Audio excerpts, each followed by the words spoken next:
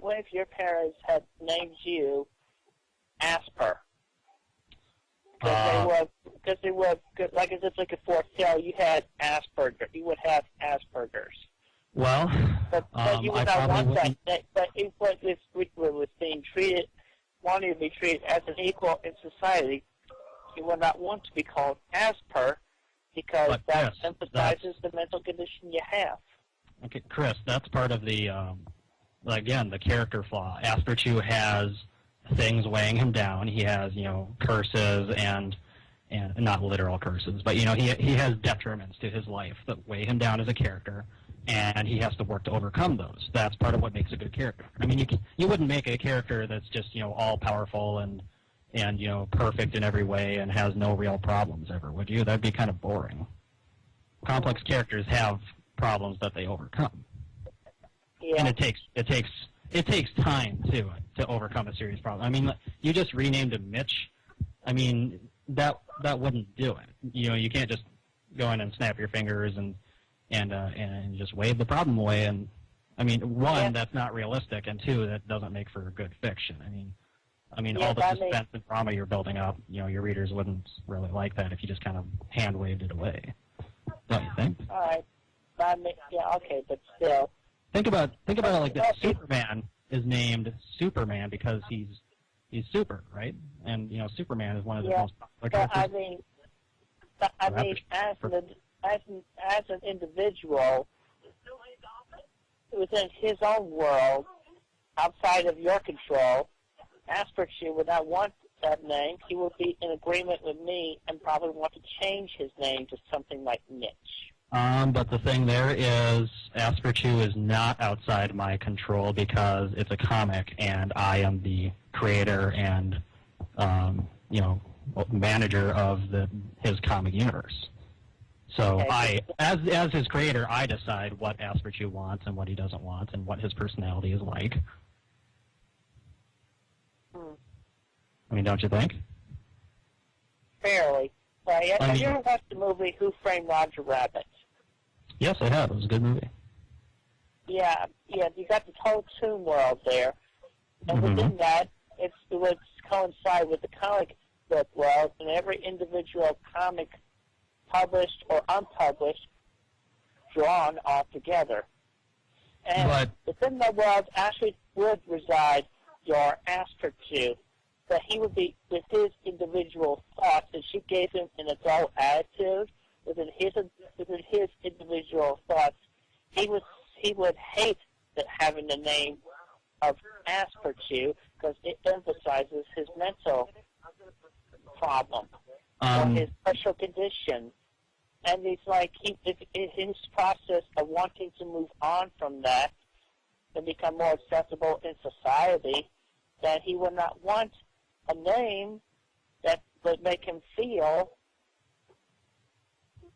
like as if he's still living it, even after he's fully recovered from it.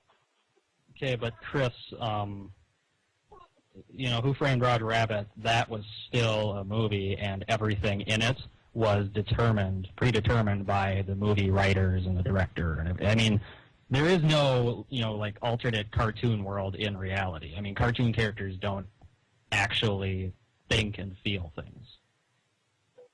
You don't. I got it. Okay, here's a question. You obviously are naive about that because you're not understanding that possibility of that universe actually existing. So you do believe that when an artist creates a cartoon character, that character actually becomes real? Is that what you're saying to me? Within that universe, yes. But the universe is fake. I mean, the Asperger universe exists on paper and in my computer. It's whatever I write it to be. Here's a question for you. Okay, so if you think a character would want, an appropriate name, a good name, not a name that, calls them out on something or sets them back. Sonichu is the name of a species, correct? I mean, yeah. There's Sonichus and Rosechus. Those are a species, right? Yeah, but he was the first one. He was the first original Sonichu, and she was the original Rosechu. But wouldn't they still want their own name? And they each came up with their name on their own. And they did not need a nickname to go with that. Okay, but Chris, if you're a human being, would you be comfortable just being named human or man? I mean, would you be comfortable if the name Christian Weston Chandler, didn't exist and you were just called man or person or something? I mean, Homo sapiens. If someone calls you Homo sapiens. Yes, but still, I was not the very first human being, and I actually had parents who gave me that name. Sonichu came in, he had to come up with his own Sonichu name. had you that gave him the name, didn't he? I mean, within the comic, Christian Weston Chandler is Sonichu's father, right? I mean, why wouldn't your cartoon self give him a name? Well, that's the cartoon me versus the real me. Okay, but isn't the cartoon you... Like you said, cartoons are, basically real. I mean, so shouldn't the cartoon version of you be just like you? Wouldn't you want to give your child a name? I mean, I did give him a name. He's the original Sonichu, so therefore, it's as such. But all the other Sonichus also have, like nicknames or secondary names. So the first Sonichu, I gotta think, is feeling kind of left out. Well, he doesn't feel left out. He accepts that, and he's happy with it, just as Rochew. Okay, well, I don't think that Asperchu feels left out because, he's just my cartoon character. He's my property. He's, my intellectual property. That's what he is. You can't have a person as property. So, if he's my property, he's not a person. He doesn't feel things. He doesn't think. Okay, well, still, what if you actually conceives a child with your girlfriend or wife? Then would you feel that you actually own that child, even after you had raised it from being a baby to, let's say, late teenage years, where that child would actually feel more like an individual, independent being? Chris, you do understand that a child, a human being, is substantially more than a comic character, right? They're not the same thing. They're not even close. Of course I would name a child. Children are real. And children are not our property. I mean, if I had a child, I would give it all the love and support it needed, but it is its own person, or he or she, I should say. Whereas a comic character is it's whatever you draw on paper or in Photoshop. I mean, when I draw Asperchu on paper, that's the only place he exists. And then I upload him onto my computer, and that's where he exists. And then he exists on the web. So as a character, he grows, but he's never a person. Well, anyway, it's just something for you to think about. Okay, yeah. We can agree to disagree. What if she was on the other foot? What if Asperchu created you? Well, then I'd be a comic character myself, and I wouldn't have any thoughts or feelings. So that's a moot point. You think that comic character would not have their own thoughts and feelings?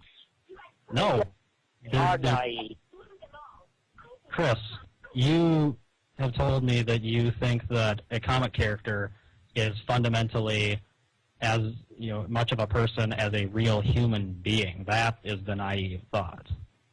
No, I'm the writer. I'm like the god of the Asperchu world. I decide what goes on in Asperchu's world. I decide who and what Asperchu is and what he thinks and feels, if anything, which he doesn't because it's still just a character on paper. And when I put the pen down, Asperchu stops being there. I mean, nothing exists in Asperchu's world that I haven't drawn. Boy, it's naive to think that there's anything more. I think we should agree to disagree on this point because we both have our own thoughts on it. I kind of want to ask you about. I'm actually getting some letters about Sonichu, about why you're not updating daily, and I was kind of curious about that. But for your information, I am updating daily.